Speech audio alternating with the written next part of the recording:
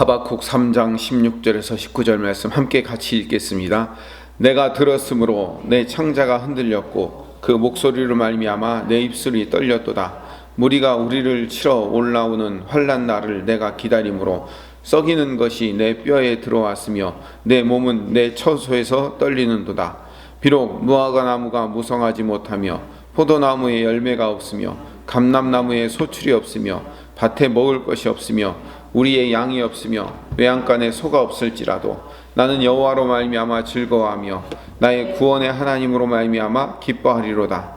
주 여호와는 나의 힘이시라. 나의 발을 사슴과 같게 하사 나를 나의 높은 곳으로 다니게 하시리로다. 이 노래는 지휘하는 사람을 위하여 내 수금에 맞춘 것이니라. 아멘. 오늘이 하박국 말씀의 결론입니다.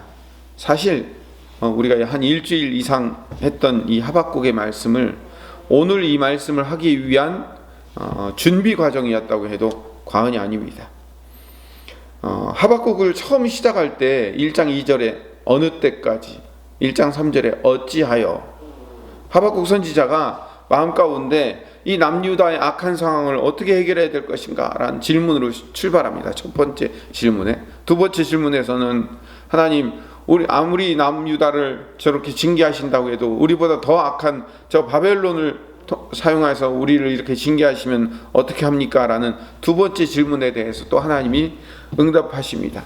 결국은 그 도구로 사용된 바벨론도 멸망시키겠다라고 답을 주시는 겁니다. 그럼에도 불구하고 하나님은 다시 우리를 회복시키실 소망을 주시겠다는 거예요. 그 많은 고난과 환난과 역경의 상황, 그러니까 남유다를 바벨론이 심판하고 다시 바벨론을 하나님이 심판하시는 그 과정 가운데 수많은 전쟁과 문제들이 생기고 어려움과 고난이 처하고 바벨론 포로로 끌려가는 그런 험난한 과정을 통과하는 과정 가운데서도 하나님은 당신의 백성들을 지키시고 인도하시고 보호하실 것이다. 이게 하박국 말씀의 결론인 거죠. 그래서 어제 우리가 읽었던 하박국 3장 3절에서 15절의 말씀이 하나님께서 이제 심판하러 오시는 거예요. 군대를 몰고 이제 심판하러 오시는 장면이 쭉 시적으로 설명이 됐는데 이걸 묵시의 말씀이라고 하는 거예요. 3절에서 7절까지는 과거에 이스라엘 위하여서 하나님의 그 구원의 손길을 뻗혀 오셨다는 것을 설명하고, 그 다음에 8절에서 15절 말씀에는 그때와 같이 이스라엘을 다시 바벨론의 손에서 구원할 그 하나님이 오실 것을 미리 하나님께서 약속하시고 예고하시는 그 말씀이 등장하는 거죠. 그게 어제까지의 말씀입니다. 그리고 어제 우리가 강조해서 읽었지만 여호와여 주는 주의 일을 이 수년 내에 부응하게 하옵소서라는 말이, 부응하다라는 말이 우리를 부응시켜달라 이런 말이 아니라고 그랬죠. 그게 아니라 수년 내에, 결국은 이왕 맞을 매 빨리 맞게 해주십시오. 수년 내에 바벨론이 침략하고 우리가 포로로 끌려가고 우리가 다시 회복하는 이 일들이 속히 이루어지게 하십시오. 이 수년 내라는 말은 속히란 말이에요. 속히 이루어지게 해주시옵소서. 근데 이 수년 내에 나타내시옵소서. 진노 중에라도 긍휼을 잊지 마옵소서. 그런 엄청난 진노가 우리 삶 가운데 펼쳐질지라도 하나님 우리를 긍휼히 여겨달라고, 진노 중에라도 우리를 불쌍히 여겨달라고 하는 기도가 하박국의 기도였습니다. 하박국은 오늘 이제 본문 16절로 가봅시다. 내가 들었으므로, 뭘 들었어요? 바벨론이 이제 침략해 들어오는 그 소식을 들었으므로 내 창자가 흔들렸고 그 목소리로 말미암아 내 입술이 떨렸도다. 무리가 우리를 치러 올라오는 환난 날을 내가 기다림으로 썩이는 것이 내 뼈에 들어왔으며 내 몸은 내 처소에서 떨리는도다. 어제도 말미에 잠깐 말씀드렸지만 한번 생각해 보세요. 전쟁이 일어난다고 생각해 보세요. 우리 중에는 실제로 전쟁을 경험하신 분들도 계시겠지만요, 전쟁이 일어난다고 생각하면, 전쟁이 실제로 일어나서 그 밀려 내려온다, 적군들이 쳐들어 내려온다라는 소식을 한번 여러분 뉴스나 이런 들었다고 생각합시다. 여기저기 사방에서 대포 소리가 쿵쿵 울린다고 한번 생각해 보십시다. 얼마나 공포스러우냐. 지금 하박국은 물론 앞으로 이루어질 일이겠지만 앞으로 그런 환상을 보면서 또 하나님의 말씀을 들으면서 바벨론이 저렇게 침략해 내려오고 우리는 전부 다 끌려가지고 포로로 끌려가고 하는 그런 것들을 보고 나서 얼마나 떨렸겠어요. 얼마나 두려웠겠어요. 그래서 썩이는 것이 내 뼈에 들어왔다는 거예요.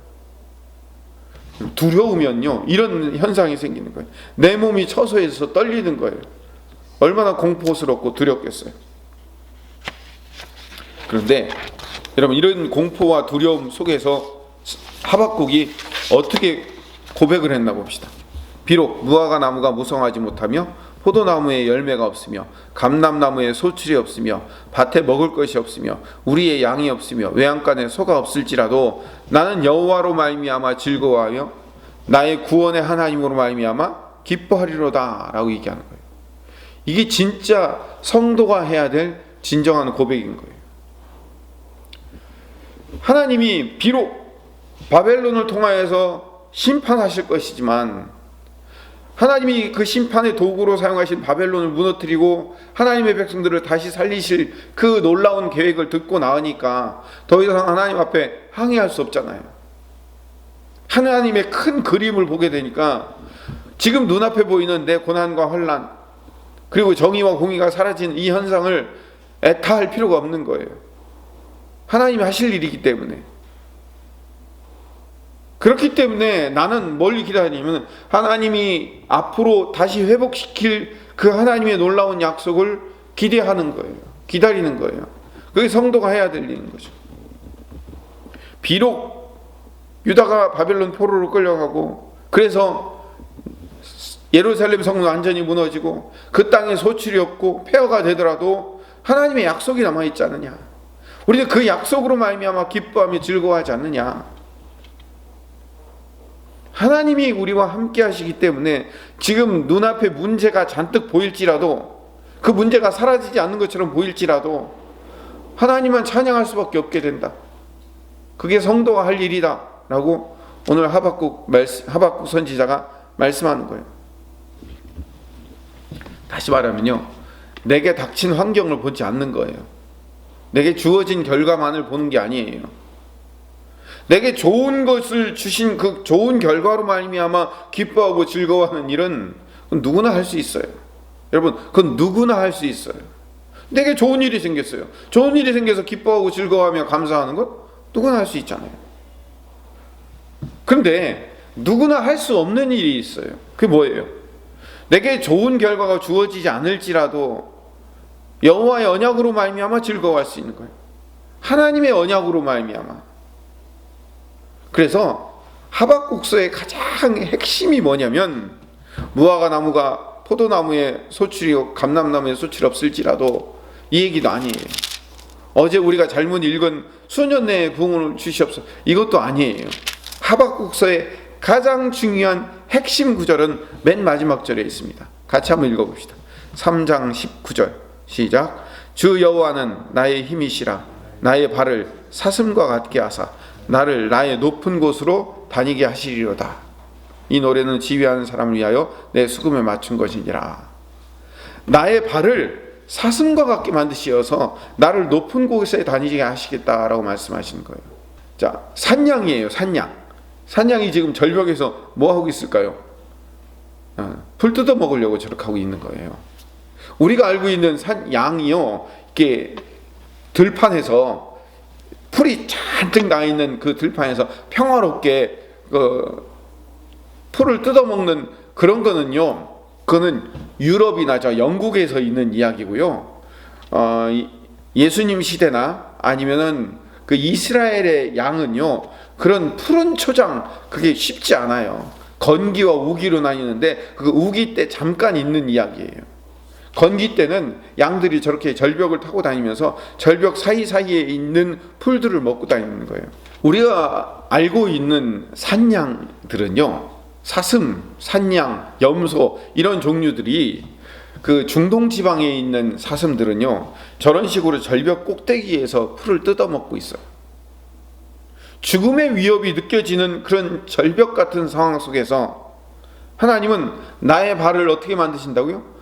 사슴과 같이 만드신다는 거예요. 내 눈앞에 보이는 상황과 환경은요, 절벽 같은 상황인데 하나님은 그 속에서 한 걸음 한 걸음 딛고 전진할 수 있는 발을 주시겠다는 거예요. 그래서 그 험난하고 위험한 상황을 피하고 해결하면서 건너가게 만드신다는 거죠. 그래서 뭐라고 말씀하시면 나를 나의 높은 곳으로 다니게 하시리로다. 높은 곳으로 다니게 하신다는 얘기는 무슨 얘기냐면은 나를 뭐 공중에 높은 데로 올리고 나를 뭐 높은 위치에 만들겠다는 얘기가 아니라 저렇게 절벽 같은 높은 위치에 나를 건너가게 하신다는 거예요. 거기서도 하나님이 우리를 먹이시고 입히시고 저 사슴들이, 양들이, 염소들이 저 절벽에 있는 조그만 이끼와 풀들을 뜯어 먹으면서도 충분히 살 수 있는 것처럼 우리를 그렇게 살게 만드신다는 거예요.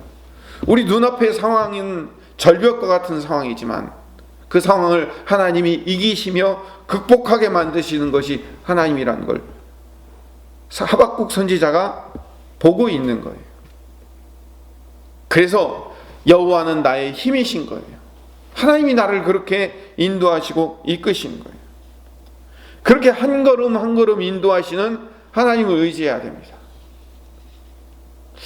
아니 하나님, 왜 하나님은 당신의 자녀들을 구원해 놓고 나서 왜 우리를 절벽 가운데서 한 걸음 한 걸음 사슴의 발을 가지고 건너가게 만드십니까? 평안하고 평탄하고 푸른 초장이 있는 곳에 우리를 쉴만한 물가로 천천히 배부르고 등 따숩게 인도하시지. 네, 여러분, 하나님이 이스라엘 백성들을 건져내어서 광야로 데리고 가신 이유는 오직 하나님만을 바라보고 하나님만을 의지하게 만드는 훈련을 위해서 그런 거예요. 우리 신약 백성인 우리 성도들도 예수님을 통하여서 구원해 주셨으면 우리를 편안하게 만들어 주시고 그냥 기도한 대로 착착 응답받게 만들어 주시면 그렇게 편안하게 가면 되는 건데 왜 우리를 절벽 가운데 한 걸음 한 걸음 주님의 은혜로 건너갈 수밖에 없게 만드십니까? 오직 하나님만 의지하고 하나님만 신뢰할 수밖에 없는 하나님의 백성 만들기 위한 하나님의 계획인 거예요. 우리의 상급이 영원한 하나님의 나라에서 영원토록 사는 그 복이 이미 우리는 다 받았고 준비되어 있잖아요. 거기서 사는 삶을 훈련받는 과정이 여기라니까요. 그래서 하나님을 신뢰하는 믿음이 필요한 거예요. 제가 늘 강조하며 말씀드리잖아요. 사울왕에게 10년을 쫓겨다니면서도 시편 23편의 그 위대한 고백을 한 다윗, 그 다윗이 하박국과 같은 삶을 살았어요.